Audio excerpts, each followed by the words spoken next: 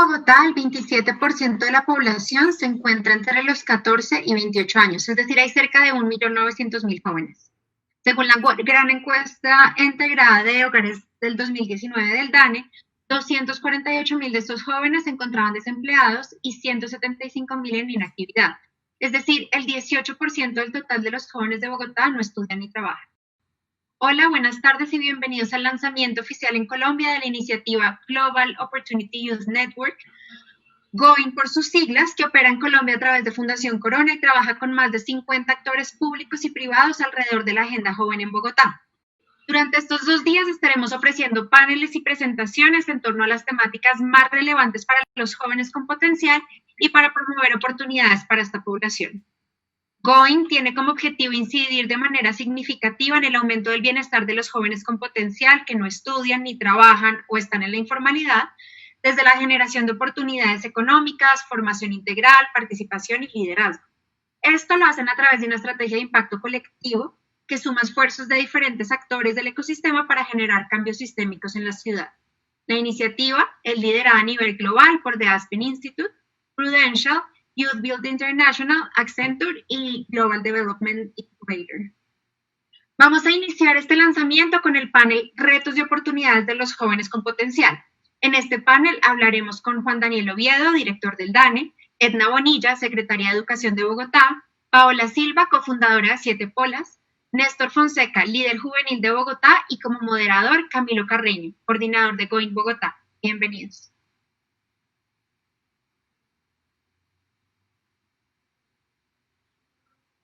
Hola, muy buenas tardes. ¿Cómo están?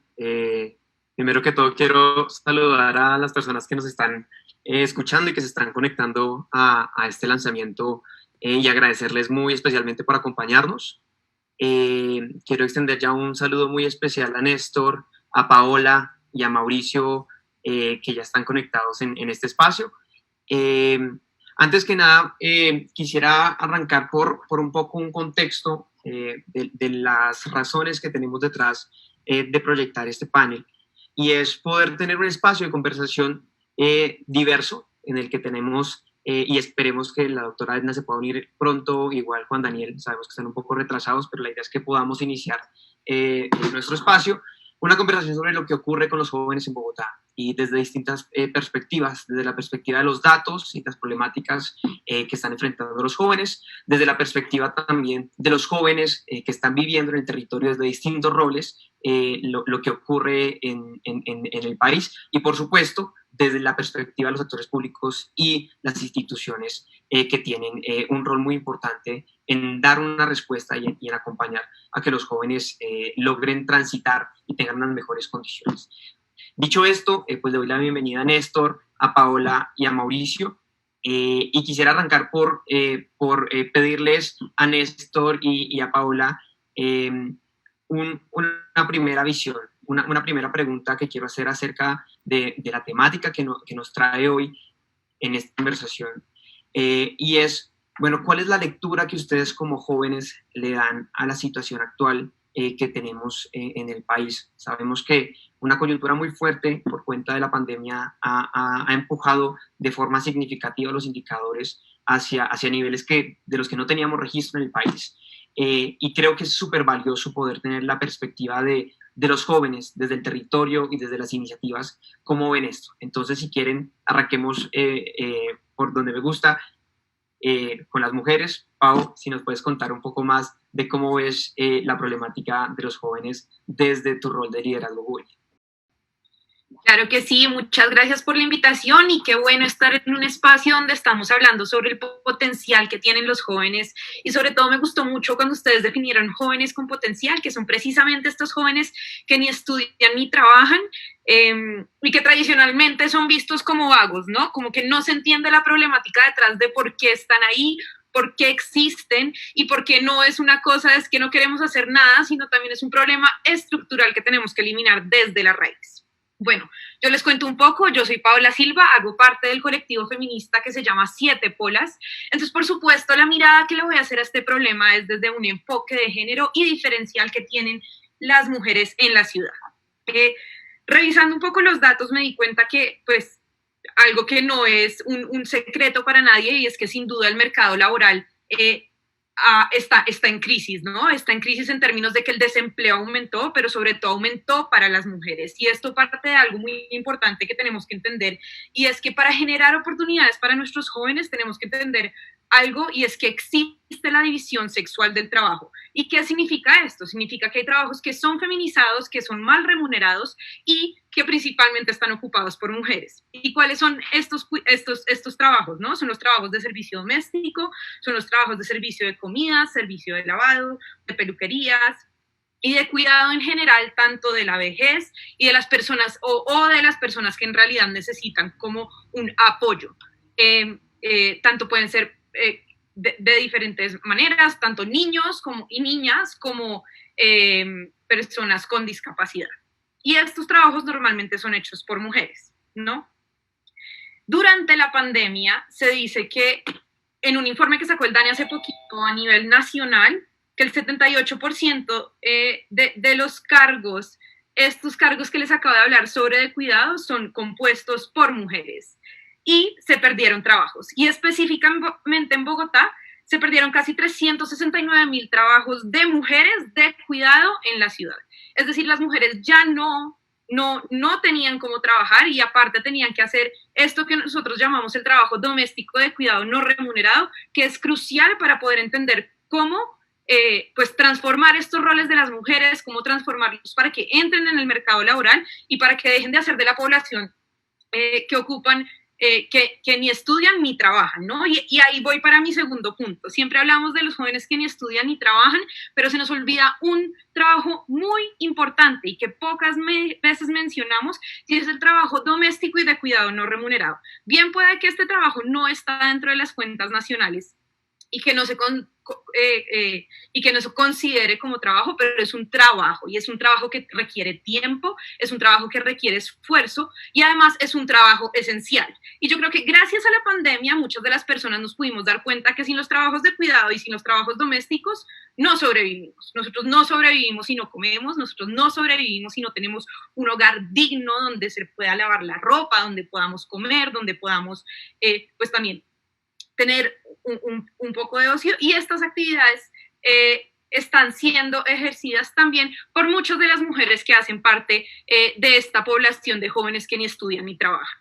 Y acá yo quiero hacer un énfasis súper importante en que el día solo tiene 24 horas, ¿no? Y las mujeres en Bogotá están ocupando de estas 24 horas al menos mínimo 4 horas diarias en trabajo doméstico de cuidado no remunerado. 4, en comparación con los hombres que ocupan 1 en Bogotá, ¿no? Si miramos esto a nivel nacional, la brecha es muchísimo más grande, y sin duda estoy segura que si miramos estos datos diferenciados por localidades de Bogotá, las cifras van a ser distintas y las brechas van a ser mayores. Y con esto, hablando un poco sobre las actividades esenciales, me parece muy importante también reconocer que si no hacemos un cambio y si no hacemos un reconocimiento y si no hacemos un pare en entender que el trabajo doméstico y de cuidado no remunerado es un factor que genera brechas y que impide un poco este paso de ir a cumplir sus sueños, no va a haber un cambio. ¿Ya a qué me refiero con esto? De nuevo vuelvo, el día tiene tan solo 24 horas y las mujeres están una parte haciendo solo trabajo doméstico y de cuidado no remunerado. ¿A qué horas van a cumplir sus sueños? ¿A qué horas van a hacer política? ¿A qué horas se van a estudiar? ¿A qué horas van a, no sé, hacer lo que se les dé la gana básicamente, ¿no? Y eso es una oportunidad que nosotros las mujeres hoy no tenemos, porque nuestro tiempo sí es limitado en el momento en que nos toca asumir estas tareas de trabajo doméstico y de cuidado no remunerado. A mí me gustaría cerrar acá y oír un poco también que ya tenemos a la Secretaría de Educación, y me encanta tenerla acá, a Edna, con nosotras también, y me encantaría también escuchar a Néstor, porque es muy importante también entender como que cuando llegó la pandemia, las mujeres sí fuimos la población más afectada, tanto las jóvenes, tanto las no tan jóvenes, y en general, y esto es algo diferencial que hay que reconocer y algo que hay que partir de la base en cómo hacemos nuestras políticas públicas y cómo tienen que ser diferenciadas, o si no, no va a haber un cierre de brechas. Completamente, Paola, completamente. Y me encanta que levantes esas líneas específicas del tema de género que tiene esta problemática, y lo voy a conectar dándole la bienvenida a la doctora Edna, que estamos muy contentos de contar con ella acá, con Néstor. Nosotros hemos estado en una campaña ya de un año de trabajo dentro de este colaborativo, tratando de posicionar un nuevo concepto, y lo mencionaba ahorita Paola, el de jóvenes con potencial.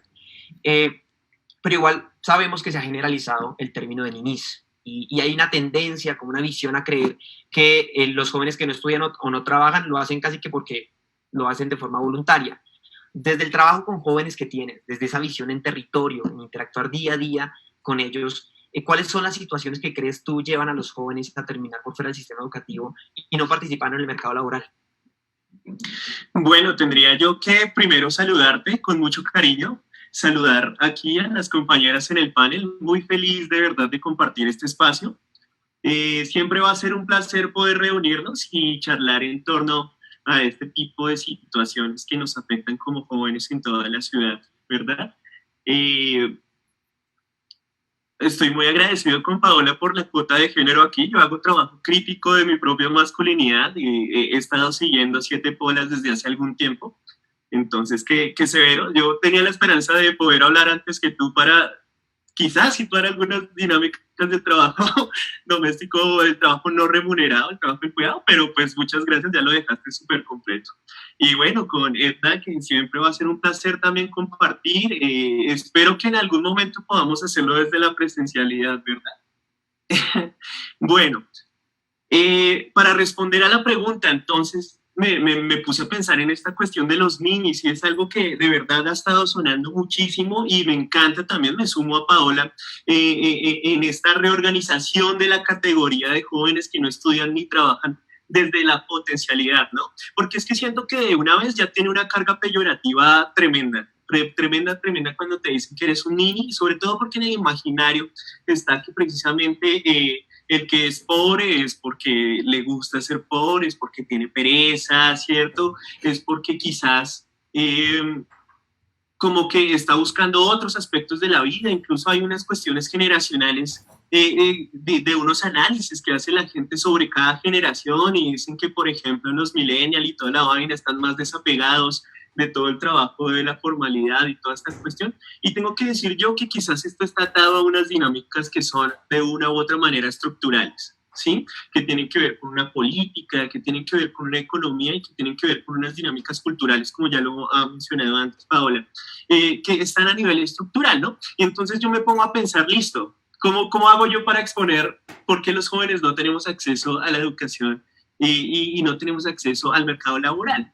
Y en esa vaina me puse yo a investigar y hablé con varios amigos, con varias amigas y decidí reunir 4 categorías. Y esas 4 categorías las quiero exponer en la voz de las personas con las que hablé, ¿no? Entonces cada una de estas va a estar atada a un relato de una persona. La primera tiene que ver con la promoción de programas de empleo juvenil, ¿cierto? Que está atada a una precarización y a una desregularización del mercado laboral. Tengo un amigo con el que me gradué de la universidad, bueno, él se graduó un año antes que yo porque era más juicioso, hay que decirlo. Y entonces, este amigo mío, Daniel Basgueta, es muy pilo, es una persona que se graduó con honores. Siempre que tengo algún panel o que estoy escribiendo algún artículo, me asesoro con él primero porque sé que el hombre de alguna u otra manera ya sabe sobre todos estos asuntos. Entonces, charlando con él, me di cuenta que hay unas bolsas de empleo de las universidades. Él no tiene trabajo hace 2 años aproximadamente. Y hay unas bolsas de empleo, hay una serie de programas de promoción del empleo juvenil a los que él no tiene acceso. Y cuando tiene acceso, definitivamente ha asistido a varias iniciativas, a varias dinámicas de formación en donde le enseñan cómo llenar adecuadamente una hoja de vida, cómo debe armar su perfil, cómo debe hablar en una entrevista, qué tipo de ademanes debería tener para mostrar toda su capacidad. Y el hombre dice, pero a mí no me entrevista nadie, ¿sí? Y lo mismo, hay una serie de trámites administrativos, quizás que le impiden acceder de una u otra manera a eso, y es precisamente por esa precarización que hay en las condiciones de trabajo. Quizás cuando se una a nosotros Daniel Oviedo y pueda explicar un poco desde las cifras, vamos a entender un poco más sobre ese asunto. Entonces, esa desregularización del mercado laboral no solamente afecta a los jóvenes, afecta a todo el mundo, pero en gran medida la población juvenil se ve bastante afectada por estas cuestiones, sobre todo porque las políticas para un primer empleo después de que uno se gradúa y todo el asunto pueden estar bien sustentadas, pero si no hay mercado laboral, pues es bien difícil acceder a este tipo de asuntos, ¿no? La segunda historia tiene que ver con una amiga que estudió economía en la Universidad Colegio Mayor de Cundinamarca. Es una durísima, pero hace un año que no tiene trabajo. Ella estuvo trabajando en una conocida tienda de ropa, vendiendo y todo el asunto. Y pues por cuestiones del aislamiento, del aislamiento y toda la cuestión de la pandemia, pues no pudo continuar con su cargo laboral ahí, ¿cierto? Entonces ahora es una joven que no estudia ni trabaja. Ella me habla mucho sobre la privatización de los servicios educativos, ¿cierto? Está encontrando una tendencia ahí y también me dice que hay unas dificultades cualitativas y formativas para el acceso precisamente a todos los programas que existen en torno a que los jóvenes y las jóvenes podamos acceder constantemente a estos temas de educación superior. Para poder continuar, por ejemplo, con una maestría, le hace falta el dinero. Y ella dice, bueno, hay programas gubernamentales, hay programas incluso del sector privado. Entonces, digamos que, ya por ahí llegó nuestro otro panelista, un saludo para él y ya quizás podamos seguir charlando. Y entonces este tipo de asuntos nos llevan a pensar precisamente que esas dificultades cualitativas y formativas para acceder a estos programas no se ven solamente porque no existan, sino que sí existen. Lo que pasa es que también hay unos trámites administrativos que tenemos que llenar, una serie de requisitos, y ahí encontramos, por ejemplo, una falta de acceso a la información sobre este tipo de programas. Quizás Edna ahora en un momento nos explique, por ejemplo, programas tan interesantes que se están desarrollando desde la Secretaría de Educación como Reto a la U, en donde van puerta a puerta para la gente que no tiene acceso a internet ni siquiera para ver nuestros flyers y nuestras convocatorias. Estas son cosas que están pasando y que son muy interesantes y que se están dando precisamente pues como métodos innovadores para poder sortear todas estas dificultades. Y la última historia que quisiera contarles tiene que ver con la inclusión laboral.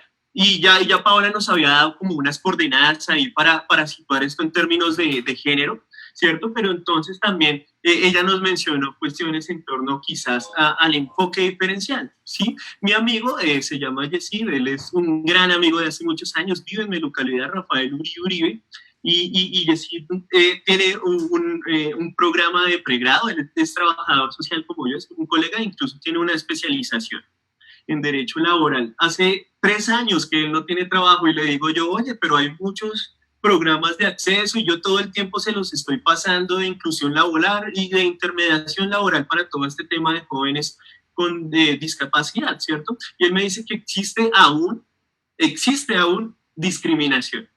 Y esto es muy importante que lo tengamos en cuenta porque así como Paola nos dice, esto afectó a los jóvenes, el tema de la pandemia en cosas laborales y de estudio, pero afectó en gran medida a las mujeres. Tengo yo que decirles que imagínense ahora a una mujer que incluso tiene una condición de discapacidad. Bueno, no sé, condición, no conozco esas reglas, pero que incluso tiene discapacidad, ¿cierto? Ahora sumémosle a esto cuestiones, por ejemplo, de interseccionalidad, en donde se cruzan todas las dinámicas de nuestra identidad, por ejemplo, en torno a lo que tiene que ver con la clase, ¿sí? Una persona de un estrato socioeconómico inferior a otras, pues va a tener cierta desventaja ahí e incluso van a presentarse dinámicas precisamente de discriminación. Ahora sumémosle a esto, por ejemplo, la raza, la etnia, ¿sí? Todo esto pues van a acentuar esas condiciones y van a impedir que de una u otra manera podamos acceder a empleo o podamos acceder a las dinámicas de educación superior. Y un poco lo dejaría ahí como para no extenderme y darle paso pues a nuestra panelista y a nuestro panelista que hacen falta por charlar. Muchas gracias.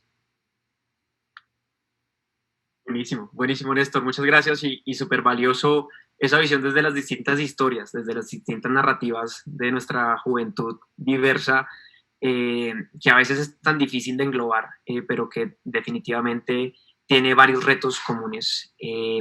Y empato lo que estábamos conversando acerca de esas interseccionalidades y los retos de la diversidad de los jóvenes con una pregunta para la doctora Edna, que nos alegra de nuevo, y saludando a Juan Daniel, que ya se nos pudo unir, qué maravilla. Preguntarle, desde estos retos que un poco estábamos hablando, e incluso esas estrategias que ya Néstor un poco nos comentó que están llenas de jóvenes, ¿qué se está pensando desde la institucionalidad para mejorar los temas de movilidad social en nuestros jóvenes y para generar de pronto un tema de más oportunidades, una dinamización de más oportunidades para los jóvenes de Bogotá? Hola Camilo, qué grato estar acá y qué grato haber entrado justo en el momento en que estaba hablando Paola. Les quiero decir como que me llenó de una energía porque es muy interesante. Pues a mí el tema de jóvenes me apasiona. Yo soy profesora en la Nacional y si algo extraño son mis clases y el estar escuchando a jóvenes como Néstor y demás que lo van a uno llevando. Yo digo que y Juan Daniel me entenderá perfectamente. Juan Daniel, ¿cómo estás? Qué gusto verte. Además, soy una admiradora del DANE, de cómo está ahora trabajando el DANE. ¿Cómo estás? Escuchar a los jóvenes creo que es fundamental para la sociedad. A mí a veces me molesta cuando dicen, los jóvenes son el futuro. Yo les digo, carreta, los jóvenes son el presente. Cuando uno observa esas estadísticas que lo dejan a uno a veces como aburrido de los jóvenes, cómo están afectándose, y escuchaba yo a Paula, efectivamente, aquí grandes damnificados de todo esto, los jóvenes y las mujeres. Y las mujeres, particularmente las cifras de desempleo son dramáticas. Entonces, con la alcaldesa Claudia López dijimos, pues tenemos que darles ofertas a los jóvenes, tenemos que escucharlos, porque uno no puede planear, y tú, Camilo, lo dijiste muy bien, en el territorio. O sea, uno no puede planear políticas solamente desde el conocimiento que se pueda tener o desde el anhelo que uno quiere, no. Es imperativo escuchar a los jóvenes. Y cuando uno escucha a los jóvenes, ¿qué es lo que sobre todo piden los jóvenes? Educación. Néstor lo decía ahorita, conozco el amigo en que me están diciendo, están privatizando esto, no tengo oferta y demás. Entonces, nos pusimos en la tarea, vamos a escuchar a los jóvenes y son tan importantes que dentro del plan de desarrollo nosotros creamos un programa específico, además tiene una apuesta importante en el presupuesto, es $1 billón, digamos, es histórico frente a lo que Bogotá ha venido invirtiendo en educación, lo llamamos fortalecimiento de las competencias de los jóvenes de media para los retos que tienen que afrontar en el siglo XXI. Entonces, desplegamos una cantidad de iniciativas que parten desde la media. ¿Por qué? Es muy importante, cuando usted pierde un muchacho en media, cuando un muchacho deserta de la educación en media, difícilmente usted lo recupera para el sistema educativo. Cuando un niño, tenemos deserción que no debería ser, y Bogotá y el país no puede aceptar la deserción, cuando un niño deserta en los grados iniciales, usted tiene más probabilidad de que el niño o la niña vuelva al sistema educativo.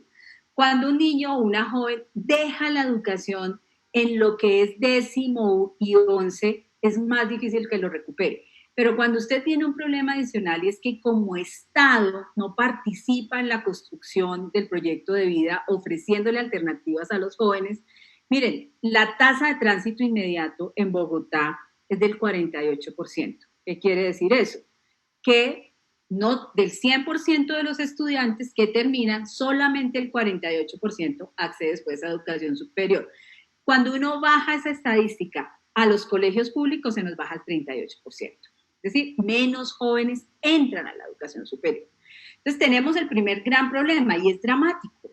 De cada 100 niños que entran en primaria, uno hace la trayectoria, solo 6 al final trabajan en lo que estudiaron y les gusta, solo 6. Imagínense esta sociedad que le estamos ofreciendo a los jóvenes. Entonces, de los 100 que entran, 48 entran a la universidad. ¿Y qué es lo dramático ahí? O al sistema educativo superior, que el 52% deserta de la universidad.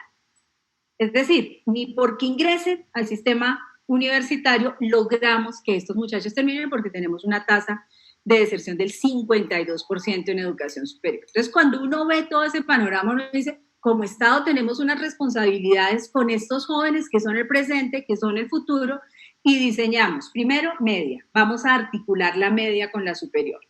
Y vamos a articular la media con la superior significa, vamos a trabajar con las instituciones de educación superior, el SENA, que es muy importante aquí, y les vamos a ofrecer a estos chicos, oigan, cuando terminen, esta información se la damos para que usted siga hacia la educación superior. Y entonces, ¿cuál es la oferta que estamos haciendo? Entonces, tradicionalmente, contabilidad, mercadeo, no es lo que quieren estudiar los y las jóvenes, ¿cierto? No es.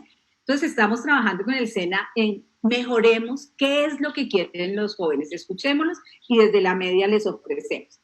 Media, transición, esa articulación que vamos a hacer, van a empezar a ver asignaturas, el sistema universitario tiene que cambiar. Yo no sé si ustedes leyeron una entrevista muy, muy interesante de Alejandro Gaviria estos días en los que dice la universidad tuvo que cambiar y resulta que es que hay muchos chicos y muchas niñas y muchos jóvenes que ya se han dado cuenta en el mundo que está pasando, que muchas de las grandes empresas no requieren a un profesional específico, requieren a alguien que sepa, tenga alguna competencia.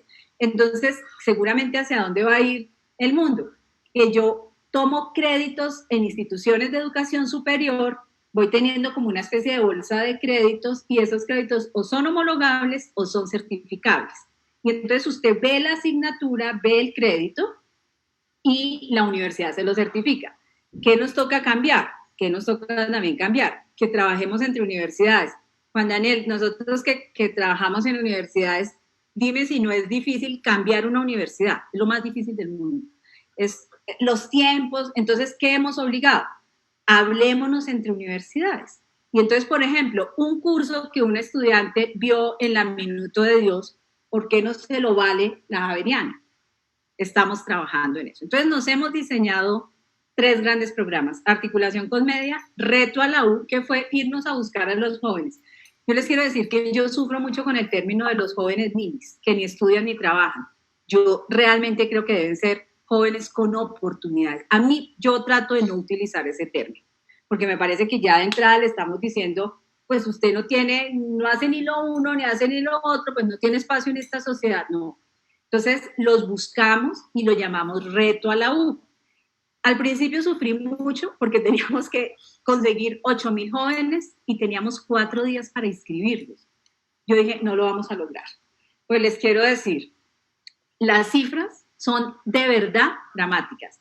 27,577 jóvenes se inscribieron en 4 días en Reto a la U. ¿Para qué? Para ver créditos homologables o certificables. De esos 15,378, estaban habilitados, es decir, cumplían con los requisitos en los que, por ejemplo, nosotros focalizamos mujeres. Creo que hay una deuda histórica que hay que pagar y entonces nosotros tenemos claro que tenemos que beneficiar mujeres, jóvenes en unas situaciones de vulnerabilidad y demás. Finalmente, dijimos 8,138 beneficiarios. 8,000. Pues la alcaldesa dijo, no, ¿cómo vamos a dejar todos estos jóvenes que quieren trabajar? Pues finalmente nosotros logramos beneficiar a más de 12,000 jóvenes con el programa Reto a la U en 4 días. ¿Listo? Eso muestra lo que los jóvenes están. Y el tercer gran programa es cómo mejoramos el acceso a la educación superior. Que es claro, la oferta a la educación superior no la determina el Estado no, la determinan las universidades. Entonces, la oferta de la educación superior la estamos trabajando con las universidades para que sea mucho más flexible y poder nosotros como Estado vamos a garantizar 20,000 cupos nuevos en educación superior. ¿Eso es muy poquito? Sí, es muy poquito. Yo les digo, o sea, 20,000, pero tenemos que ir como mejorando esta oferta. Entonces, son 3 de los grandes programas que estamos desarrollando para que el Estado pueda decirle a los jóvenes, aquí estamos apoyándolos en la construcción de su proyecto de vida. Qué bueno, secretaria, muchas gracias por compartirnos esos pensamientos y esas ideas y proyectos que están andando desde la Secretaría, que sabemos que tienen un gran potencial y en el que siempre hemos expuesto la intención de que logremos generar una convergencia de varios actores, que logremos nutrir y complementar esas estrategias. Porque yo creo que en parte de ese esfuerzo de trabajar en colectivo, de construir entre públicos, privados, los mismos jóvenes, está parte de la clave de darle un poco poco la vuelta a la situación actual de los jóvenes. Y justamente voy con el doctor Juan Daniel, bienvenido, director, y quisiera hacer una pregunta que tiene mucho que ver con la coyuntura actual, con el tema de lo que ha ocurrido con el mercado laboral en los últimos meses en Colombia en general, pero en particular en Bogotá con los jóvenes. Y es, ¿cuál es la situación actual de los jóvenes en Bogotá en términos de desempleo, inactividad? Sabemos que han sido variables bastante sensibles en los últimos meses. Y en términos, digamos, desde su visión, ¿cuál ha sido el impacto más fuerte que ha tenido este tema de la pandemia en el empleo juvenil? Bueno, muchísimas gracias, Camilo. Un saludo muy especial a la secretaria Edna, Néstor, a Paola, que no la pude escuchar, pero ya habíamos compartido escenario en un evento de DANE, y pues a todos los gestores de esta red de oportunidades para los jóvenes en su capítulo para Bogotá. Yo creo que es fundamental, como lo mencionaba la secretaria Edna, es fundamental que tengamos un enfoque particular sobre lo que está pasando con la población joven en el país y particularmente en Bogotá. Algo que no podemos olvidar es que si bien tenemos una buena parte de los jóvenes con una mayor participación en las zonas rurales y en las zonas apartadas del país, en las grandes ciudades tenemos una a pesar de los problemas de deserción, a pesar de los problemas de acceso a educación, tenemos una gran proporción de los jóvenes que están formándose en el sistema educativo y necesitamos lograr que la inserción de ellos al mercado laboral sea algo más fluido con el fin de permitir que, un poco utilizando la disculpa de por qué me demoré, que su salud mental no se vea afectada. Es decir, es muy difícil para una persona que ha asistido al sistema de educación media, empezó a hacer una formación técnica y enfrentarse con un estigma de que si no va a la profesional entonces va a ser menos que el que terminó una educación profesional en la administración de empresas, cuando la formación técnica es una opción de vida y es una opción que genera oportunidades, que genera empleo y que también genera felicidad. Entonces yo sí creo que así como la pandemia del COVID-19 nos ha puesto a hablar de salud mental, porque todos encerrados empezamos a sentir depresión, empezamos a sentir irritabilidad, también nos ha puesto a hablar de las mujeres, una inequidad histórica que debemos tratar de resolver en estos momentos en que el país está pensando en reactivarse, en revitalizar su tejido social y productivo, pero también con los jóvenes, porque un poco lo que mencionaba la secretaria Edna y lo que mencionaba Néstor también, el capital social es supremamente importante, esas redes son fundamentales para lograr que haya mayor capacidad de resiliencia frente a las dificultades que están enfrentando los jóvenes y que pues desafortunadamente me toca y es mi deber venir a hablar un poco de temas preocupantes sobre lo que está pasando con la juventud en el caso particular de Bogotá, porque queremos hacer un capítulo especial para Bogotá en el momento en que la red quiera pensar en un capítulo nacional. Por favor, invítenos, nosotros queremos aportar, porque en parte lo que dice ese logo debajo del DANE, Información para Todos, no lo podemos hacer más largo, pero lo que queremos es información útil para todos. Y la única forma que tiene la información para ser útil es que la gente la conozca, que la gente sepa que existe y la pueda utilizar. En ese caso particular, quisiéramos rápidamente definir que cuando estamos hablando de jóvenes como oficina estadística, estamos concentrándonos fundamentalmente en la definición legal de la Ley de Juventud, que es la población entre 14 y 28 años. Sin embargo, hay una definición o una aproximación, llamémosla biomédica, establece el Ministerio de Salud y Protección Social, que es entre los 14 y los 26 años. Y por eso ustedes van a ver en algunos análisis diferentes desagregaciones. Como les decía, la población joven pesa más dentro de las estructuras poblacionales en departamentos como Guainía, Bichada, La Guajira, Amazonas, en donde casi la cuarta parte de la población, a pesar de que estamos hablando de una población mucho más pequeña que la que sucede en otros departamentos, corresponde a esta población entre 14 y 26 años, en donde en el total nacional la población joven, entendida como el intervalo entre 14 y 26 años, pesa cerca del 22%, algo muy similar a lo que sucede en Bogotá.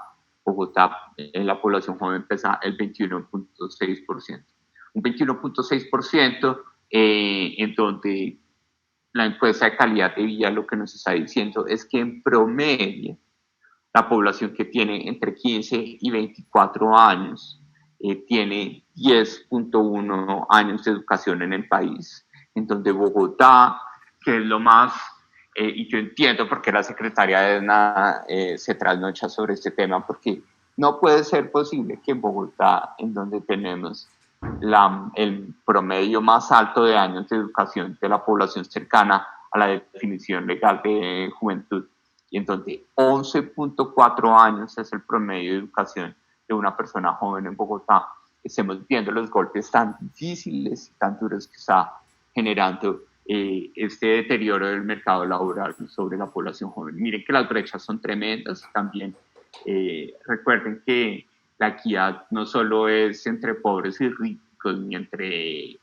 jóvenes y adultos, sino también es territorial. Miren cómo los jóvenes de Bogotá, que están viendo unas dificultades, también tienen que ser conscientes que las brechas en materia de educación son muy importantes desde la perspectiva geográfica, y miren dónde son más, por ejemplo, en Pichada y en Guainía, donde son más los jóvenes que pesan un poco más de la cuarta parte de la población de esos departamentos, apenas estamos teniendo 6 o 7 años de educación para las personas que están entre 15 y 24 años.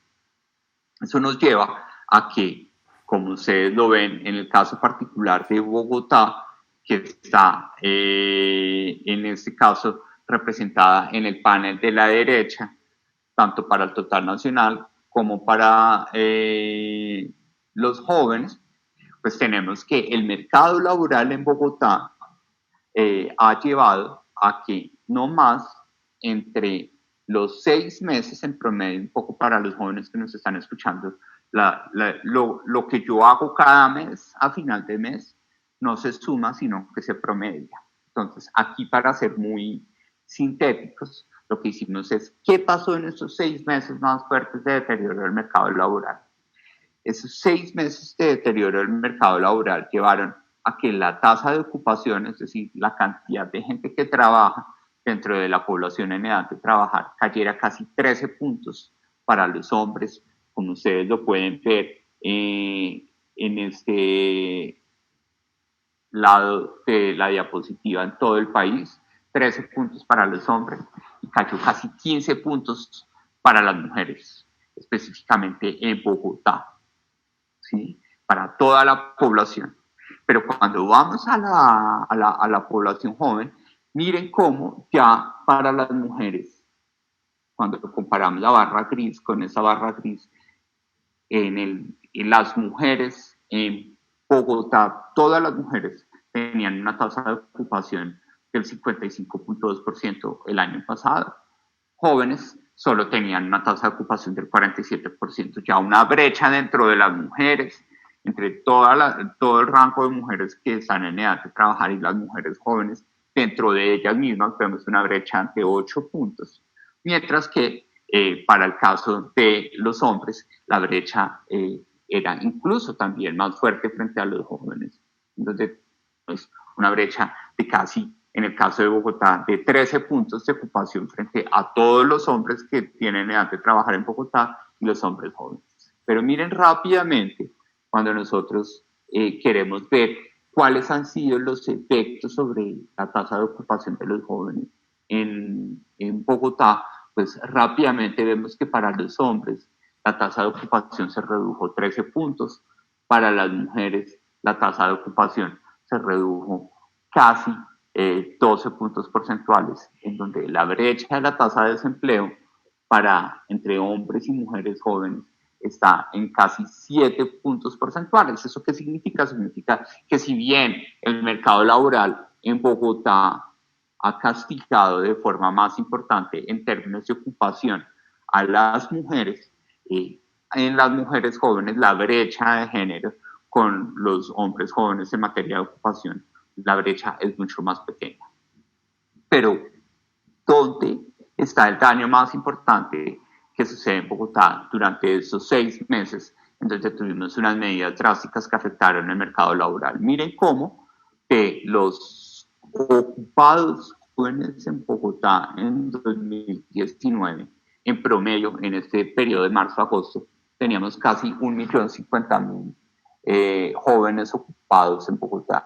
Y rápidamente, en estos 6 meses de pandemia, pasamos a tener solo 810.000 jóvenes ocupados en Bogotá, es decir, una disminución de 239.000 jóvenes, mujeres y hombres que salieron de la ocupación en esos 6 meses, que corresponde a una reducción de el 22.8%. Entonces, para este mismo periodo, marzo-agosto, la reducción de todo el país solo fue del menos 17.9%. Entonces, estamos viendo un golpe muy importante para los jóvenes. ¿Y por qué específicamente? No porque haya políticas discriminatorias, sino porque la población joven de Bogotá, a pesar de que tiene la mayor cantidad de años de educación que el resto de los departamentos del país, todavía está ocupada, un poco en línea con lo que mencionaba la secretaria Edna, en labores que no necesariamente son las que son consistentes con sus trayectorias educativas. Entonces, miren cómo en las actividades de comercio y reparación de vehículos vemos rápidamente una reducción más que proporcional,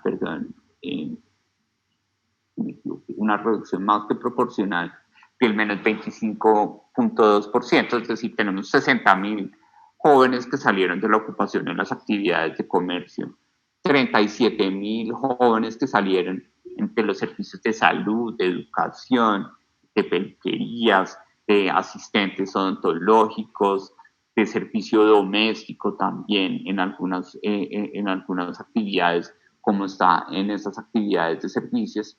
Pero miren cómo 64.000 jóvenes salieron de la ocupación de las actividades de alojamiento y servicios de comida, donde un elemento a resaltar es, y en donde la educación, y por eso valoro mucho el mensaje de la secretaria Edna, la educación debe jugar un rol habilitante para evitar que los jóvenes en Bogotá, casi 2/3 partes de ellos, estén concentradas en estas actividades que son las más sensibles a todas las medidas que nosotros hemos tomado a lo largo de los últimos meses. Eso lleva a que la tasa de desempleo de las jóvenes mujeres en Bogotá esté en el 33.7%, mientras que para los hombres jóvenes esté en el 28.6%, en donde nuevamente los hombres jóvenes de Bogotá, cuando ustedes comparan este 22 del total nacional con los hombres jóvenes de Bogotá, los hombres jóvenes de Bogotá vivieron el golpe más importante,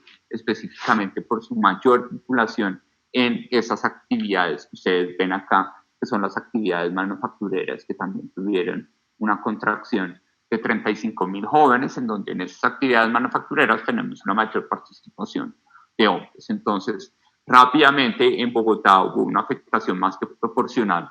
Mírenlo nomás, la tasa de desempleo juvenil de todo el país está en el 27.9%, en Bogotá corresponde al 33.6%, en donde hice rápidamente el cambio porque tiene razón la secretaria Edna, son jóvenes con oportunidades, esas personas jóvenes que no están trabajando y que tampoco están participando en actividades educativas deberían ser el foco de atención de la red, una red que debe proveer esas herramientas de orientación, capital social. Entonces miren cómo particularmente la participación de esa población joven de 14 a 28 años en Bogotá creció 13.2 puntos porcentuales, es decir, Bogotá pasó de tener el 16.9% de sus jóvenes con oportunidades que deben ser atendidos por la política pública, bien sea para insertarlos en el mercado laboral o para insertarlos en las trayectorias educativas, a tener el 30% de sus jóvenes. Deterioro supremamente importante en el que la educación y las redes que brindan estos elementos de capital social son supremamente importantes para resolver las principales preocupaciones que tienen los jóvenes, sobre todo los jóvenes que están desempleados. Miren, los jóvenes que están desempleados, el 38% se quedaron sin...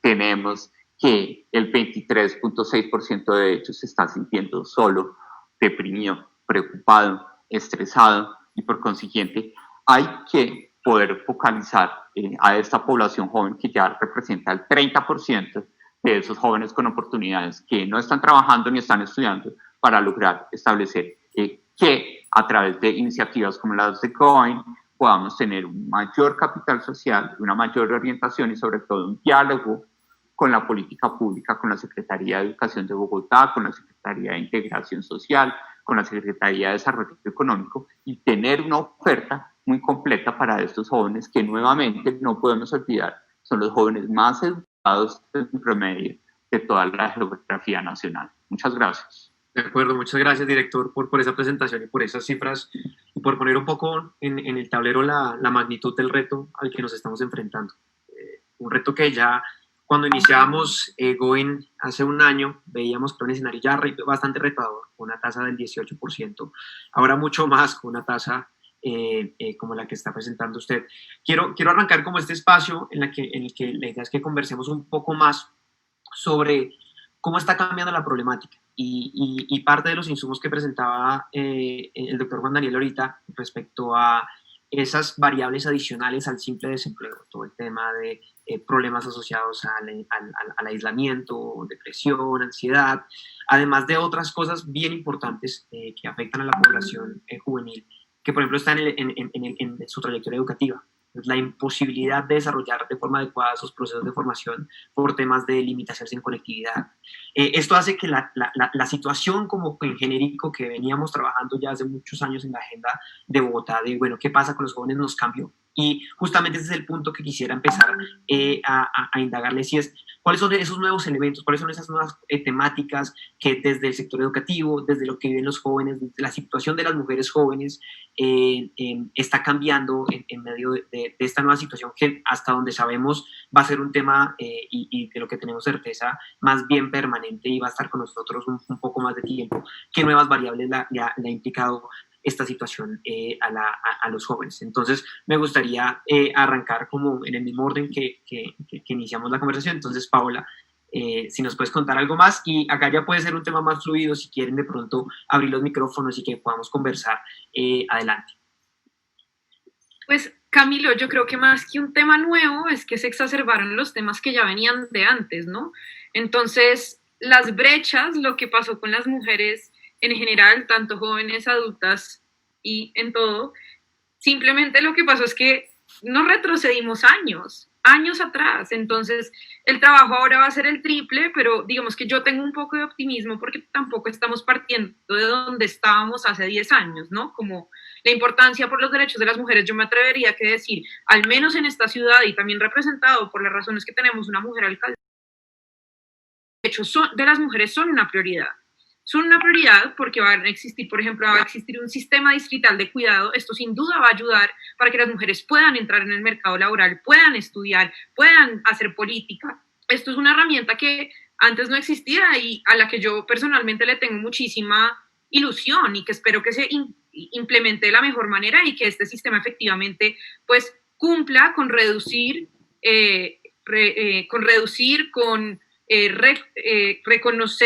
y los tiempos de cuidado de las mujeres y que estos pues sean distribuidos de una manera más paritaria, porque si no pues no va a tener ningún sentido, ¿no?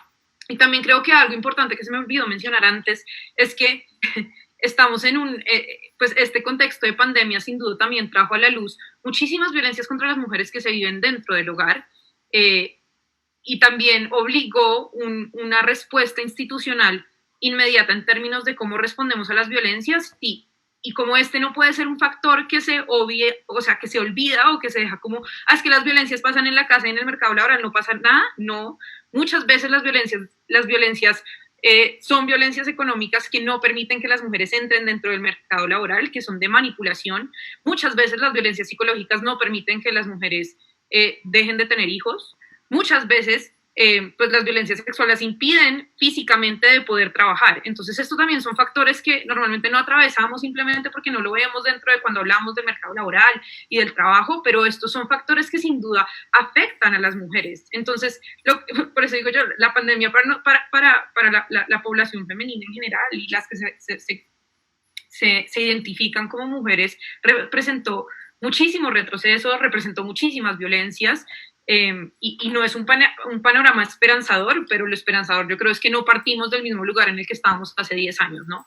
Creo que el cuento sí sería muy distinto si no existiera un sistema distrital de cuidado, si no tuviéramos unas instituciones que gracias al trabajo de los últimos 8 años que se han hecho en Bogotá permitan una respuesta a las violencias contra las mujeres. Y creo que sería muy distinto también si el tema no estuviera en la agenda, y el tema está en la agenda. A las organizaciones de mujeres les debemos muchísimo, ¿no? Y les debemos aparte que todo el tiempo han estado respondiendo. Las primeras en decir, oigan, pilas con las violencias en la pandemia, fueron las organizaciones de mujeres y pusieron alertas tanto a las instituciones nacionales como a las distritales y también en general a las redes que se hacen entre las mismas, ¿no? Las trabajadoras domésticas con sus sindicatos dijeron, como pilas, nuestros derechos están en peligro, tenemos que pararle bolas a lo que está pasando, porque en pandemia creo que ese fue como uno de los problemas más grandes, pero sí, en general, nuevos creo que no hay, solo lo que pasó es que se exacerbó mucho y que nos devolvimos muchísimos años, que de pronto logramos recuperarlo más rápido, ojalá, porque tenemos nuevas herramientas, pero pues eso está por verse en qué pasa. De acuerdo, Paola, sí, yo creo que son, como tú lo dices, retos permanentes y que creo que el abordaje desde política pública ha buscado de una otra forma reconocer esos saldos, esas deudas pendientes históricas y creo que es un tema crucial, lo has mencionado tú, lo mencionó la doctora Edna, el doctor Juan Daniel, y el mismo Néstor lo mencionaron, el tema de género en la problemática es un tema absolutamente importante y prioritario para cualquier abordaje. Néstor, desde lo que estábamos hablando, las dinámicas del territorio, yo recuerdo cuando estábamos preparando el informe que más adelante vamos a presentarles a ustedes y pues al resto del ecosistema, veíamos con sorpresa que una de las poblaciones que nosotros queremos incluir en este segmento de jóvenes con potencial no es los tradicionales ninis, que estamos haciendo este esfuerzo por decir no más ninis, jóvenes con potencial, es la población de jóvenes en la informalidad. Y encontramos que, por ejemplo, dentro de sus prácticas y como los sectores y la contracción que hubo incluso en la informalidad, el segundo renglón en el que más se ocupan jóvenes informales tiene que ver con el tema cultural. ¿Qué pasa con la agenda cultural? ¿Qué pasa con los temas en el territorio en una situación en la que la interacción nos toca, está limitada? ¿Y cómo está cambiando esa circunstancia en el territorio? Tú que lo ves muy en tu día a día. Bueno, no, pues siento que hay una conexión ahí mental porque justo iba a enfocar como mi respuesta a todo el tema cultural, ¿no? Para comentarle aquí a nuestros panelistas, a nuestro otro panelista y a las personas que nos escuchan, yo soy músico, ¿cierto? Soy un joven músico y reconozco dentro de este tema el ecosistema musical, cultural, artístico también, porque conozco muchísimas artistas en torno al teatro, la danza, y la música, las artes visuales. Con el tema de la pandemia fue algo tremendo, algo totalmente tremendo. Nadie se lo esperaba, nadie se esperaba que de un momento a otro fuera a cambiar.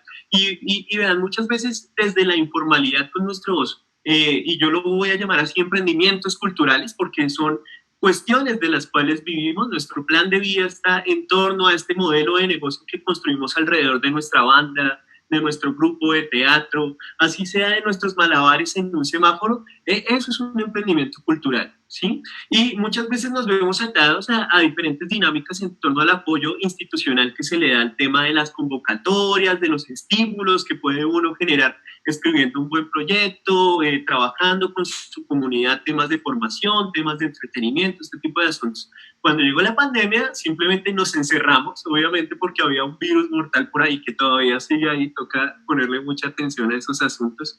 Un virus mortal ahí que toda la vaina y que nos toca encerrarnos. y todo el esquema institucional de estímulos, de apoyos concertados para artistas y todo este tipo de asuntos se cayó.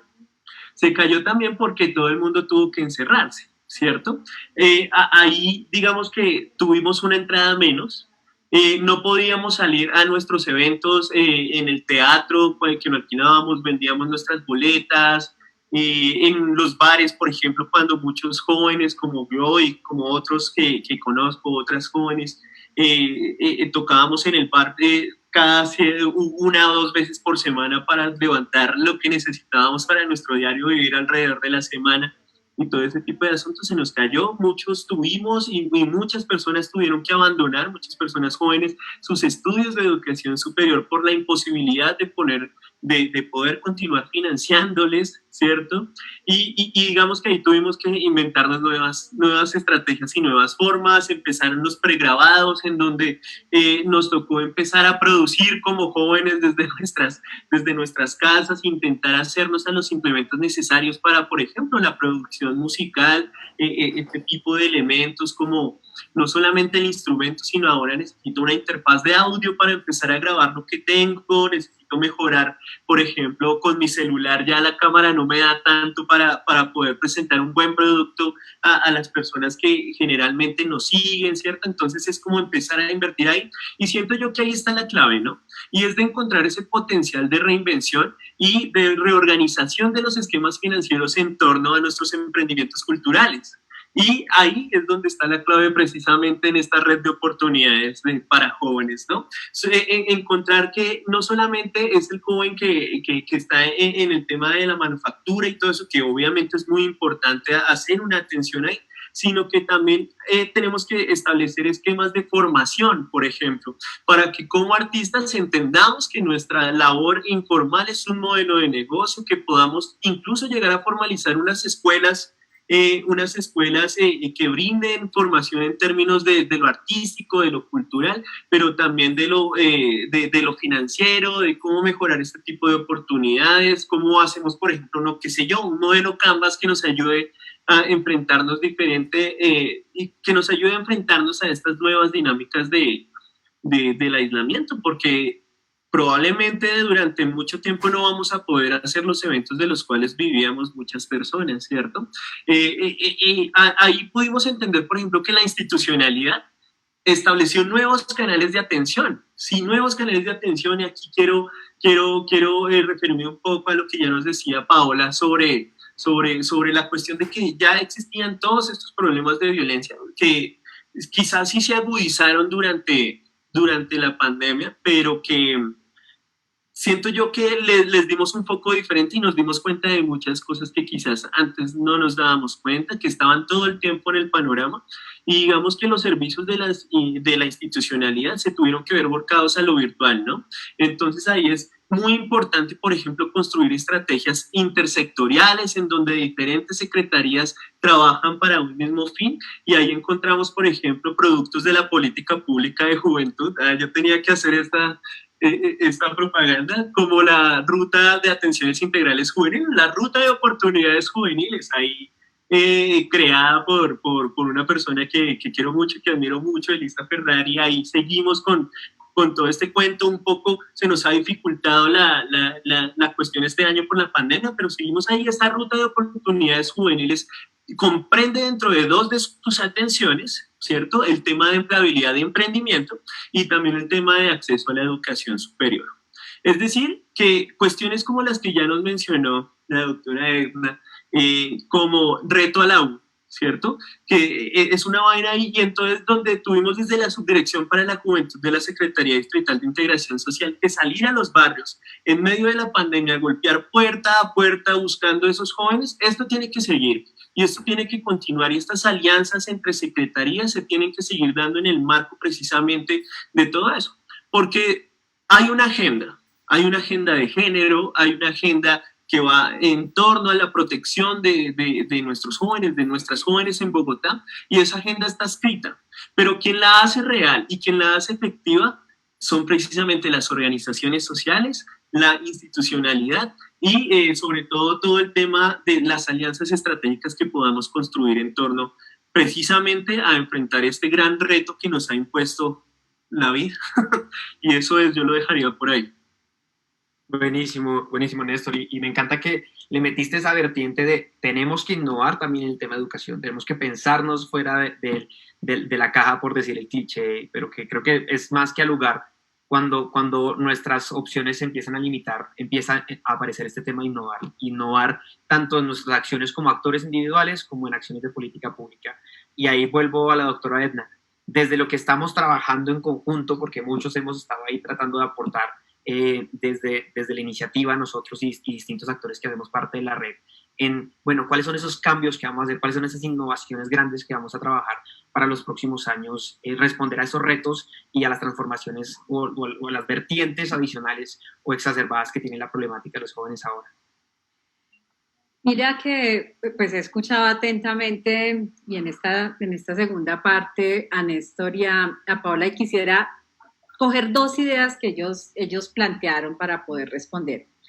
Lo primero es que Paola hace mucho énfasis y me encanta en cómo mejoramos estas oportunidades para las mujeres, porque es que tenemos que dejar de ver solamente a las mujeres como, digamos, como la problemática o como las mujeres que deciden quedarse en la casa. No, es que necesitamos como Estado darles oportunidades a ellas, es nuestra obligación, ¿cierto? Entonces, el sistema distrital de cuidado, que es una iniciativa, no puede ser de una sola secretaría, o sea, la Secretaría de la Mujer. El sistema distrital de cuidado es de toda la alcaldía. Nosotros, ¿qué esperamos? Que muchas mujeres jóvenes con oportunidades puedan volver a estudiar o puedan ingresar o reengancharse en el mercado de trabajo. Y esto es muy importante porque si algo ha cambiado en la pandemia y esa valoración de la educación es que no estudiamos solamente para la nota o para la evaluación. Hoy, por ejemplo, tenemos familias mucho más comprometidas. A mí la pandemia no me parece tan dramática en educación, por ejemplo, porque nos está obligando a cambiar. Entonces, cuando nos obliga a cambiar, pues algo bueno tiene que tener esto. ¿Qué quisiéramos, por ejemplo, nosotros en el sistema distrital de cuidado? Que vayamos a las localidades con oferta educativa, pero que, por ejemplo, aquellas mujeres que tienen sus hijos, sus hijas, y que no pueden estudiar o no pueden acceder a la educación porque tienen que estar únicamente al cuidado de los niños o las niñas, nosotros les digamos, tranquilas, nosotros, Estado, cuidamos en el mismo espacio, incluso a los niños, a las niñas, usted va a estar dedicándose tiempo para usted o estudiando o el tiempo que se quiera dedicar usted como mujer, y los niños y las niñas van a estar cuidados en el mismo espacio. Entonces, nos estamos soñando colegios en el que un salón estén las mujeres decidiendo además sobre lo que quieren estudiar, no sobre lo que les tocó, ¿cierto? Y en el otro salón vamos a tener a esos niños y a esas niñas cuidados, amados, para que estas mujeres puedan, digamos, sentirse con la libertad de elegir sobre lo que quieren o no quieren estudiar y cómo se van a enganchar. Entonces es como una de las oportunidades que nos ha dejado esta pandemia. Pero segunda oportunidad, yo les decía ahora, seguramente no hay nada más lento para las transformaciones que nuestro sistema educativo. Es muy difícil cambiar, incluso desde los griegos, el maestro acá, los estudiantes allá. Entonces, ¿cómo vamos a cambiar? Pues resulta que esta emergencia sanitaria nos obligó a cambiar. Y entonces nos tocó repensarnos, resignificarnos y decir, pues resulta que es que la educación no puede ser únicamente en la escuela, en el colegio, sino que la educación y la formación integral está en la escuela, pero también en la familia, pero también en el entorno y finalmente cómo formamos. Entonces nosotros diseñamos la estrategia Aprende en Casa. Aprende en Casa no se trata de trasladar el colegio a la casa.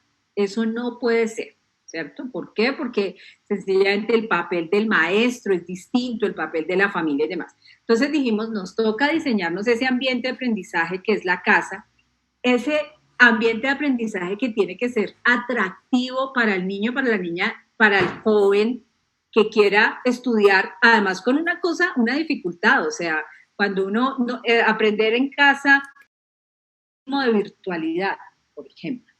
Bogotá, que es una de las ciudades aventajadas en materia, 4 de cada 10 estudiantes nuestros no tienen acceso ni al computador, ni al dispositivo, ni a la conectividad. Daniel nos podrá decir los datos de todo el país, pero esto es dramático. Entonces uno no puede hacer una apuesta solamente a la virtualidad. Entonces, ¿qué nos tocó diseñar?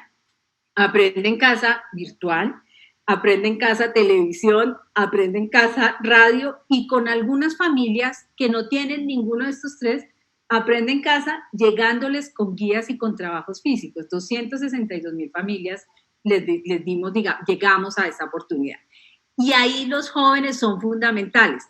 Hay unas cifras que cuando yo miraba lo que Juan Daniel nos mostraba de cómo las mujeres se han visto más afectadas, estaba como retomando otras cifras que, según los datos que nosotros tenemos de la matrícula de educación superior, en las áreas del conocimiento que más se han visto afectadas las mujeres, pues son las áreas del conocimiento en las que las mujeres están mayormente matriculadas. La matrícula superior se concentra principalmente en economía, en administración y en contaduría, es 40% del total de la matrícula de las mujeres, ciencias sociales, ciencias humanas, el 20%.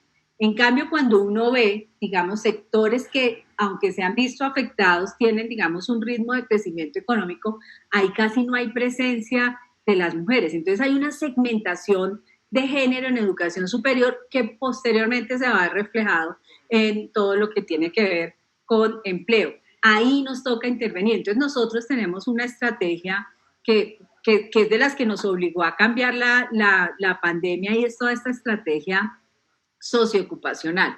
Yo creo que no hay un momento más dramático, por lo menos a mí me pasó, cuando uno está terminando el colegio, el bachillerato, y le preguntan, bueno, ¿y qué vas a estudiar? ¿Cierto?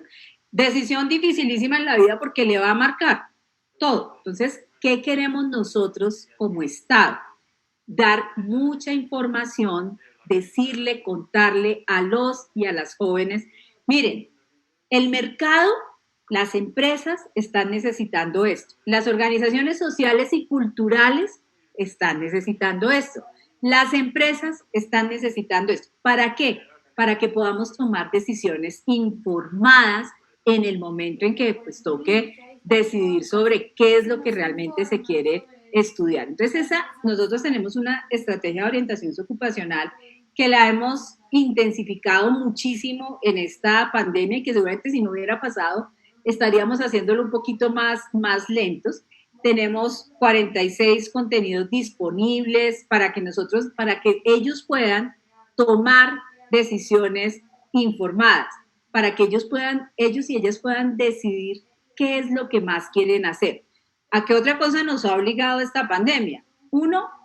Algo adicional, cómo le apostamos mucho más a la virtualidad. Yo insisto, la virtualidad no puede ser la única apuesta que tengamos desde educación, porque pues si de 4 de cada 10 no tienen el acceso, entonces vamos ganando en acceso. Bogotá, pues logramos en el plan de desarrollo, vamos a poder comprar más 100,000 tabletas y computadores para las zonas rurales y llegarles con el binomio completo, computador o dispositivo y conectividad. Nada ganamos llegando con una sola de las dos estrategias, nos toca con las dos.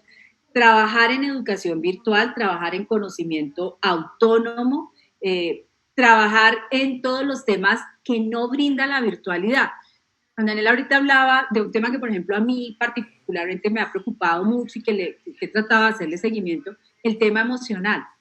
¿Sí? El estar todo el tiempo, si nosotros nos cansamos 16, 18 horas diarias frente a un computador, pues, ¿qué les pasa también a los jóvenes? Entonces, todas esas estrategias socioemocionales, pues las hemos tenido que incentivar muchísimo más, y seguramente si no hubiera pasado la pandemia, pues no lo tendríamos. Otra cosa con la que estamos trabajando fuertemente, producto de esta pandemia, es que le hemos propuesto al gobierno nacional, oiga, hagamos una propuesta por los jóvenes en el marco de un rescate social. Y entonces le hemos dicho al SENA, al ministerio, unámonos en favor de los jóvenes. Estamos discutiendo esas mesas para que ellos y ellas puedan tener más oportunidades. El trabajo con el SENA para nosotros es fundamental. Y yo creo que tenemos pendiente un cambio cultural importante. Yo invitaría a que como sociedad valoremos, por ejemplo, muchísimo más todas estas técnicas tecnológicas que son una opción de vida. Hay sociedades en las que valoran muchísimo las personas que deciden como proyecto de vida una carrera técnica, una carrera tecnológica, y la brecha salarial pues no es tan grande, es una sociedad más igualitaria. En Colombia tenemos que avanzar en eso. En Colombia culturalmente tenemos que valorar distinto el conocimiento técnico, el conocimiento tecnológico, para que quien quiera decidir una carrera técnica, tecnológica, no tenga esa presión sociocultural, económica. La sociedad me va a menospreciar. No. Como sociedad deberíamos avanzar y como Estado creo que tenemos esa responsabilidad en valorar siempre la libertad del otro. La libertad para mí es fundamental y creo que eso es la educación. La educación debe promover que tengamos seres humanos libres. Y entonces, ¿cómo lo hacemos? Con oportunidades para los jóvenes en el momento de tomar las decisiones, que lo puedan hacer de manera informada, pero privilegiando lo que ellos y ellas quieren ser en la vida y finalmente ser feliz. Ahora, Néstor decía, mire, con la música, perfecto, eso es lo que usted quiere ser, el Estado valora, la sociedad valora eso. Creo que ahí nos hace falta avanzar en toda esa valoración de lo técnico, lo tecnológico y no necesariamente y únicamente en lo universitario. Y la pandemia pues nos está dando todas esas oportunidades. Completamente de acuerdo y gracias, secretaria. Sí, yo creo que dos elementos que quiero rescatar y reiterar en los mensajes. Creo que como sociedad tenemos una deuda gigante con posicionar cosas distintas al pregrado universitario. Creo que esta situación reflexiona en la formación virtual que ni siquiera es titular. Un rol muy sociedad en Bogotá y en Colombia. También para los jóvenes que de una u otra forma están en decisiones que sus prioridades y sus preferencias están cambiando y que en función de eso tenemos que también ver la forma en la que trabajamos con ellos en la práctica. Y para ir cerrando, porque quiero tener un espacio un poco al final como que para que conversemos todos y demos como unos últimos mensajes cada uno de nosotros, quisiera preguntarle al director datos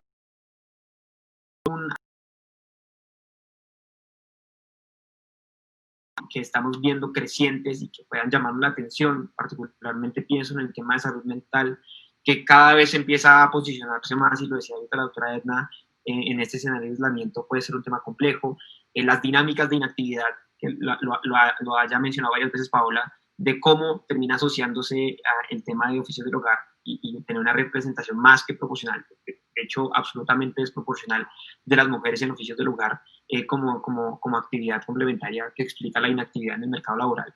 Desde esos datos, ¿qué nuevos insights tenemos? ¿Qué nuevas vertientes emergen de la problemática en la actualidad? Gracias, Camilo. Me parece súper interesante la pregunta que tú haces, pero antes de responderla, a mí sí me parece fundamental que esos mensajes que ha transmitido Néstor, Paola, Edna, el tema del desempleo juvenil es un tema que sucede en todas partes del mundo. ¿Sí? Entonces, aquí hay que estudiar y hay que aprender de qué estrategias en partes del mundo. Una, la que mencionaba, el marco nacional de cualificación predestina a que aquí hay una oportunidad de utilizar esas trayectorias, sobre acá en los grafitis sale que los feos cada vez son menos en esta sociedad. Los jóvenes son cada vez menos en esta sociedad y en el proceso de envejecimiento demográfico de la sociedad colombiana lleva a que los jóvenes tengan cada vez más una menor participación. Eso significa que la calidad del sistema educativo, el acompañamiento en competencias blandas, el acompañamiento para generar esas competencias de gestión al fracaso, de gestión a la dificultad, de hablar claramente de salud mental, esas estrategias antideserción que son fundamentales, que son difíciles de implementar porque obviamente son costosas y tienen unos elementos, son el eje fundamental, porque qué peor frustración puede ser la de un joven que se enfrente a esa situación de que ingresa al sistema educativo, 100 de ellos ingresan y solo 6 terminan trabajando en lo que les gusta. Entonces yo creo que ese tema de acompañamiento, y Bogotá tiene una oportunidad en que, si bien los jóvenes demográficamente en el país cada vez van a ser menos, los datos, no más de las encuestas de calidad de vida, de la encuesta de hogares, permiten estudios mucho más profundos de lo que está pasando con los jóvenes y esa falla de emparejamiento entre lo que necesita la empleabilidad en Bogotá y lo que verdaderamente está ofreciendo el sistema educativo. Entonces, yo creo que hay que resolver unas asimetrías de información y creo que el DANE tiene unos conjuntos. Necesitan políticas informadas para resolver los sesgos culturales, los sesgos de todo, para que el sistema sepa rápidamente si un joven tiene que tener competencias, competencias de socialización para lograr flexibilizar su desarrollo en el sistema educativo, y eso requiere información, y obviamente desde el DANE nosotros estamos muy comprometidos a proveer esos elementos. Que ya específicamente en lo que tú mencionas, y aprovechando que veníamos del panel de salud mental, si bien esto no está planteado solo para Bogotá, quedó en deuda de mostrarlo para Bogotá, miren cómo los jóvenes están teniendo unas brechas importantes en los problemas de salud mental en las 23 principales ciudades del país. Rápidamente, cuando nosotros queremos ver los temas de irritabilidad, de soledad y de dolores de cabeza y dificultades para dormir, estamos viendo que la población joven que está llamada por el mismo proceso formativo de futuros ciudadanos del país a ser foco de atención de los sistemas de salud pública, de los sistemas de integración social, de los sistemas de emprendimiento, de los sistemas culturales, en donde en eso la alcaldía y toda la integración de las secretarías en ese portafolio de estrategias que están diseñando a lo largo de estos meses, pues puede tener un aporte muy importante para que pues esta salud mental en esta edad, aquí estamos hablando de 10 a 24 años en este marco de edad, pues puede ser determinante para problemáticas como son el suicidio y problemáticas unos aislamientos sociales mucho más arraigados en lo que nosotros estamos enfrentando los jóvenes. Entonces, yo sí creo que el tema de los jóvenes no es simplemente crezcamos para que haya empleo, porque no quisiera ser fatalista, pero lo que más salió del mercado laboral es el capital humano menos formado. Es decir, salieron los jóvenes que no necesariamente tienen ni siquiera la formación técnica, que no tienen la tecnológica, que no tienen la universitaria, que ni siquiera que tienen solo grado noveno. Esa porción de la población joven fue la que más salió del mercado laboral en ese momento. Y ahí es donde es más complejo atender necesidades, porque esos jóvenes y esas jóvenes necesitan ayuda psicosocial, orientación profesional, orientación vocacional.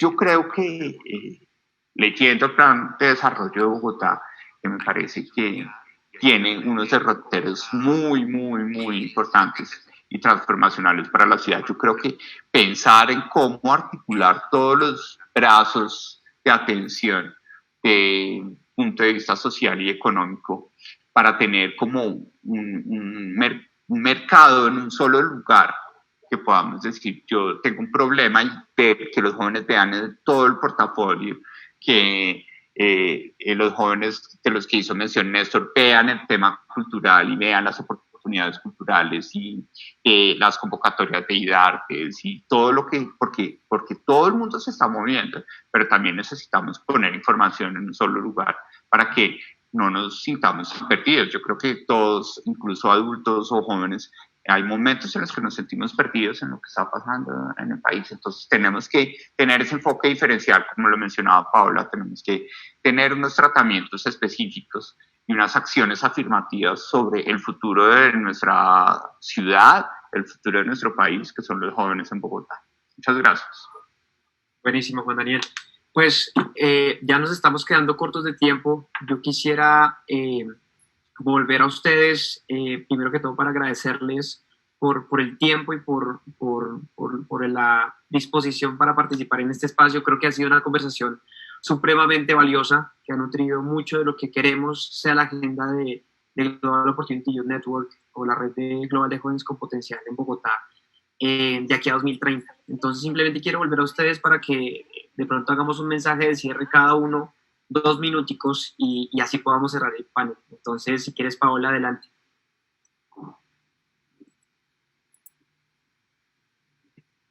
Gracias, Camilo. A mí me gustaría cerrar este panel como un poco reiterando lo que he venido diciendo, y es importante que no se nos olvide que Colombia es un país diverso, que Bogotá es una ciudad diversa y que todas las personas caben. Hay un problema de discriminación específica sobre mujeres, pero por supuesto también tenemos que abordar y hacer diferenciar las políticas en términos de la población LGBTI, las personas con discapacidad, entender que en Bogotá cabemos todos, los indígenas, los rom, los palenqueros, y que pues esto es súper importante, y no hablamos mucho de esto ahorita dentro del mercado laboral, ¿no? Pero es como que pienso que tenemos que irnos con eso, ¿no? Como irnos como desde acá cabemos todos, irnos con el mensaje de que las brechas existen, de que no nos las estamos inventando. Juan Daniel nos mostró un panorama, pues, que más claro no puede ser, ¿no? Como que los datos no lo muestran, si salimos a la calle, cualquier realidad no lo muestra, nuestros ambientes laborales no lo muestran. Entonces es creerles y actuar sobre los mismos, porque decir como, uy, sí, muy grave que los jóvenes no tengan trabajo, muy grave que a las mujeres les paguen menos, pero no actuar sobre lo mismo desde donde estemos parados, pues no va a generar muchísimos cambios. Y nuevamente gracias por la invitación y gracias por esta conversación. Buenísimo, Paola, gracias. Néstor. Muchísimas gracias. Solo queda gratitud aquí, pues, la oportunidad de tener una conversación con Cami, con nuestros panelistas, ha sido increíble. Espero de verdad, y lo repito, poder repetir este tipo de espacios en algún momento en la presencialidad, tener la oportunidad de esta charla, y sobre todo hago la invitación a que sigamos construyendo desde esta red de oportunidades también, sigamos construyendo caminos y puentes que nos ayuden precisamente para retejer lo que se nos ha quitado en algunos momentos aquí en Colombia y aquí en Bogotá. Los jóvenes y las jóvenes tenemos que adueñarnos de todos los espacios para poner sobre la mesa nuestras agendas. Y así como hoy tenemos un panorama que ciertamente reconocemos como un poco agradable en torno a la juventud, reconocemos que hay una serie de iniciativas que van precisamente en torno a los jóvenes con potencial para precisamente desarrollar ese potencial, ¿cierto? Tenemos que hacernos protagonistas de estas nuevas ideas, de estos nuevos cambios. En nosotros y en nosotras está esa dinámica de innovación que quizás no sé si se debe a algo etario o a algo cultural, pero está más presente en nosotros y en nosotras esa llama de la innovación y esas nuevas formas de concebir el mundo y lo que está sucediendo. Estamos enfrentando un reto grandísimo con estas medidas sanitarias que tenemos que tomar, pero estoy totalmente seguro de que con estas alianzas estratégicas que se están construyendo podremos continuar con esos caminos. Participen de todos los espacios a nivel local, a nivel barrial, a nivel de ciudad, y nos estaremos viendo por ahí seguramente. Muchísimas gracias. Gracias a ti, Néstor. Doctora Edna. Pues primero, de verdad, gracias, qué espacio tan agradable escucharlos, aprender, esto es un privilegio, es de las cosas chéveres del cargo, hay otras que son muy complicadas, pero poder escucharnos entre todos es un verdadero privilegio. Mi mensaje fundamental es el momento de tomar decisiones, de cambiar, de tomar las oportunidades que nos está dejando esta pandemia, pero sobre todo para algo que para mí es central y es cerrar brechas en la sociedad. Colombia es una sociedad, está conformada por una sociedad que es profundamente inequitativa, profundamente desigual y tenemos brechas importantes y la educación no puede profundizar las brechas. ¿Qué es lo que a veces nos sucede? Una educación para ricos, dicen a veces, otra educación para pobres, una educación para lo urbano, una educación para lo rural, una educación que segmenta las mujeres, no. No puede ser el informe de la OCDE que nos decía que en Colombia se necesitan 11 generaciones. Una persona en Colombia necesita 11 generaciones para tener el ingreso promedio de una sociedad. Eso no lo podemos aceptar. Entonces, mi invitación a los jóvenes es a que nos exijan, a que sean ciudadanos críticos. Bogotá le ha apostado a un nuevo contrato social y ambiental para el siglo XXI. Esa es nuestra gran apuesta. Y cuando usted tiene un nuevo contrato social, pues los contratos se hacen entre diferentes, no necesariamente entre iguales. No necesariamente escuchando al que piensa igual o parecido a lo que yo pienso. Generalmente estos pactos, estos contratos se deben hacer entre diferentes, entre personas que sentimos, que pensamos diferentes, pero que tenemos la capacidad de ser empáticos, tenemos la capacidad de ponernos en el lugar, en los zapatos del otro. Y los jóvenes, eso es lo que a mí personalmente más me enseña. Cuando nos exigen, cuando nos dicen, cuando son ciudadanos críticos, lo que hacen es forzarnos a nosotros como adultos y en este caso como funcionarios públicos a ponernos en los zapatos de ellos y sobre todo a ser posible, a tener la posibilidad de convertir los sueños en realidad. Entonces, mi mayor sueño es que los ciudadanos en Colombia seamos libres y podamos decidir libremente y eso es lo que nos enseñan los jóvenes. Entonces, sean muy críticos y friéguennos, díganos, propongan, porque creo que eso es lo que mueve la sociedad. Muchas gracias, secretaria. Muchas gracias. Doctor Juan Daniel. Bueno, no, aprovechando lo que dijo la secretaria Edna, el país necesita jóvenes críticos, pero bien informados.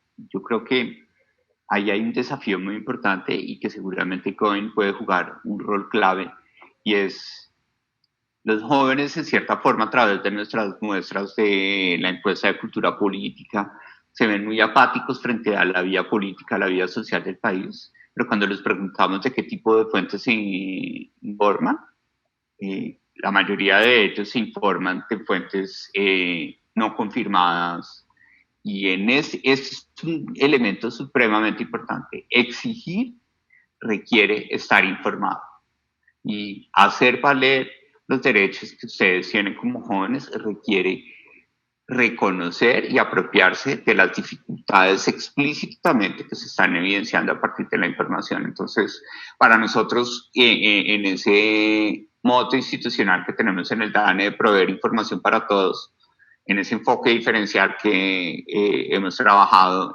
de forma interdisciplinaria con Paola, con diferentes escenarios, con el enfoque diferencial, la población de orientación sexual diversa, la población con discapacidad, con la población joven también queremos trabajar y siempre estamos con las puertas abiertas para poder visibilizar esta información, que ustedes puedan estar mejor informados para exigir mejores políticas públicas que atiendan las necesidades que verdaderamente deben ser resueltas con ustedes. Muchas gracias.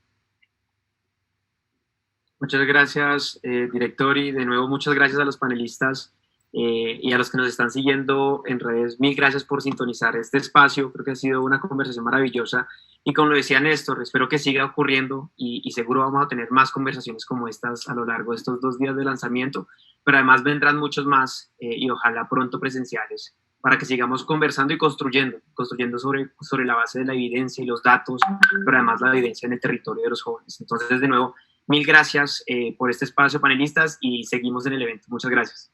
Muchas gracias, chao. Gracias, chao, un gusto. Gracias. Bueno, muchísimas gracias a todos los que nos acompañaron en este primer panel.